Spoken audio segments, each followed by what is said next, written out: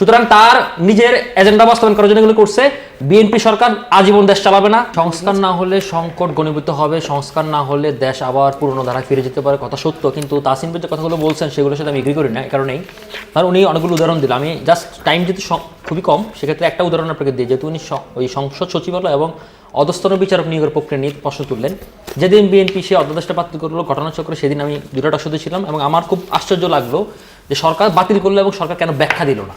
ব্যাখ্যা দিলে আমি অন্তত বুঝতে পারতাম কোথায় সমস্যা ছিল।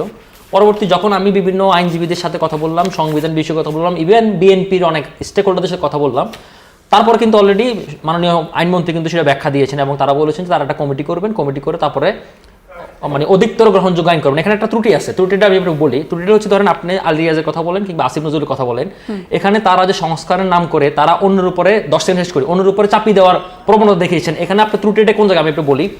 আমাদের এই সংসদ সচিবালয় কিন্তু এগুলো কিছু মাছদার হোসেন মামলা থেকে শুরু হয়েছে এবং এগুলো কিন্তু একটা এস্টাবলিশ জিনিস। কিন্তু সমস্যা হচ্ছে কি, আগে এখানে 12 লোক থাকতো, 12 লোককে মাইনাস করে আসিফ নজরুল সে বিশ্ববিদ্যালয়ের লোক ঢুকল। বিশ্ববিদ্যালয়ের লোকের এখানে আইনজীবী নিয়োগের তার কাজটা কি? সুতরাং তার নিজের এজেন্ডা বাস্তবায়ন করার জন্য এগুলো করছে।